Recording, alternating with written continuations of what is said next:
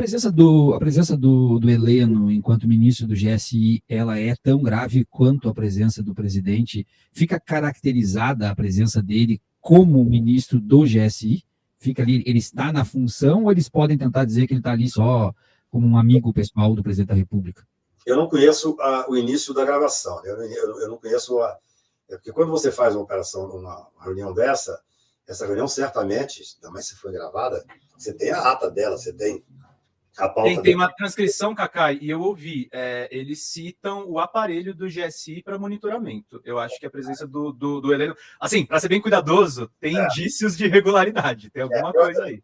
É claro que se você faz uma... Você imagina um advogado fala assim, olha, eu tenho uma saída para liquidar esse caso. Qual é a saída? Eu tenho que comprovar que isso aqui aconteceu.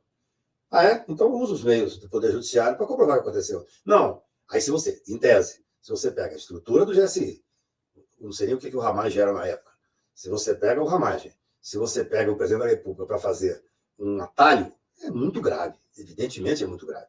Entendeu? Eu só não posso dizer, olha que eu não sou a melhor pessoa, não. Já tenho criticado o general Heleno, acho que ele passou de todos os limites da legalidade, já falei aqui várias vezes. Mas eu não sei de que forma esse cidadão estava lá. Aí tá aí, ó. A atuação contra os acusadores, sabe o que era, Cacá? Eles queriam usar o GSI contra a Receita Federal. Isso é gravíssimo. Isso aí talvez seja uma das coisas mais graves que eu vi nessas gravações, que é tentar fazer com que ou o GSI ou a estrutura do governo fosse contra as pessoas que estavam atuando a bem do serviço público, fazendo a apuração. Isso é de uma gravidade enorme, entendeu? Repito, tudo isso, eu estou falando de questões que eu li sem muita gente poder contextualizar, sem ter ouvido o contraditório do outro lado. Agora, eu posso afirmar, sem a menor sombra de dúvida, como advogado criminal, que se você usa a estrutura do Estado para poder punir ou afastar ou tentar, de alguma forma, constranger aquele que está cumprindo uma função, é muito grave. E vou te dizer, hein, esse pessoal tem precedentes. Eu não sei se é anterior, acho que esse fato aí é anterior. Mas tem o fato das joias, que vocês se lembram, que um funcionário público se negou a sofrer pressão, a acatar a pressão sofrida na hora das joias entrarem. Você lembra disso? Tem um fato do ministro já tinha passado, ele volta para poder pressionar o funcionário público, e o funcionário público, com muita dignidade, é triste isso, porque esse cidadão é que devia estar sendo lembrado do nome dele, de estar sendo elogiado. Claro que ele só fez aquilo que lhe competia fazer, com honestidade e com coragem e tal. Mas é tão raro alguém enfrentar um aparato do Estado como ele enfrentou. Vocês se lembram disso? O cidadão chegou com a joia, ele disse que não pode entrar. Tentaram pressionar, ligam para o chefe, ele falou, olha, infelizmente não pode entrar. Então, assim, e eles tentaram pressionar, tentaram ligar para cima. Então, eu posso dizer que isso aí são os E e vezeiro em fazer isso, entendeu? Sim. Isso investigação. Só para completar ali, Cacai, quando a gente está falando do Ramagem, o Ramagem ainda era o diretor da ABIN. Então, nós tínhamos o ministro do GSI e o diretor da agência de inteligência. Né? Essas coisas todas estão se dando na investigação da ABIN paralela, né? Uhum. Que talvez seja um dos momentos mais dramáticos da história recente do Brasil. Quer dizer, claro que tudo isso, a investigação da ABIN paralela, que tem que ser feito. Antes de ontem, eu vi um post, uma manifestação do filho do presidente, esqueci o nome dele agora, Carlos Bolsonaro, que era o responsável pela comunicação, um dos responsáveis pela comunicação, que é um post completamente ininteligível, que ele faz de masturbação.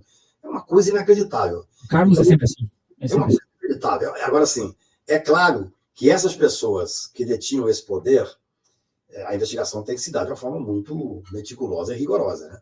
Porque, assim, você imagina o que é você usar o GSI, que é essa investigação, e a ABIN, para poder servir a interesses pessoais e políticos. Isso é de uma gravidade ímpar. Eu acho que essa investigação da ABIN paralela é uma das coisas mais graves. O problema todo do Brasil é que as crises e os crimes vão se sucedendo. Por isso que eu digo que o Bolsonaro é um serial killer.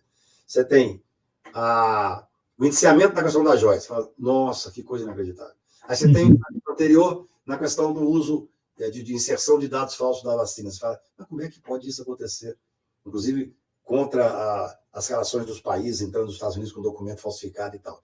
E aí você tem, ainda para sair do forno, você tem o 8 de janeiro, para mim é o ápice da gravidade, e você tem a pandemia, que até hoje está sendo, de novo, ao que sei, feito um reexame de algumas questões, e agora aparece uma ABIN paralela. Então, a gente não consegue terminar o ciclo de um crime. Por isso é que eu digo que é serial killer, entendeu, Viana? Porque quando você está falando sobre um, vem um outro. Nós estamos aqui agora falando de uma coisa gravíssima e já não falamos mais das joias. Sim. Quando nós vamos falar das joias, nós deixamos de falar da inserção de dados falsos no sistema de saúde. É um cobertor curto. É uma coisa, você puxa. Agora amanhã o que será, né? E a gente não para de falar de uma coisa grave para falar de uma coisa menos importante. Não surge outra coisa grave também. É gravíssimo. Eu acho que o Ministério Público está com uma incumbência republicana de uma importância ímpar para a democracia, que sabe, sintetizar isso em processos curtos, objetivos, técnicos, sem nenhum tipo de perseguição, e apresentar logo as denúncias. Chega!